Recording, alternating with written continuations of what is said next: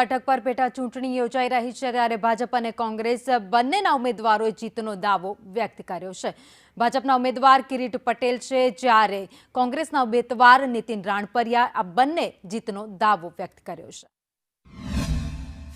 આ વખતે વિસાવદર મત વિસ્તારમાં 1,25,000 જેટલી અમારી માતાઓ બહેનોનું મતદાન છે અને આ વખતે બહેનો પણ લગભગ 90% મત ભારતીય જનતા પાર્ટીને આપી અને આશીર્વાદ આપવાના છે। આ વખતે ખીલશે ને 25,000 મતથી ભારતીય જનતા પાર્ટીનો વિજય થશે। ચૂંટણી પ્રચારમાં ખાસ કરીને હું અહીંયાનો એક જ સ્થાનિક ઉમેદવાર હતો, એટલે હું જે ગામમાં ગયો છું ત્યાં મને ખૂબ સારો પ્રતિસાદ મળ્યો છે અને આજે મતદાનનો દિવસ છે અને આપ જોઈ શકો છો ખેડૂતો મોટી સંખ્યામાં મોટી લાઈનમાં બધા હર્ષો ઉલ્લાસથી મતદાન કરે છે।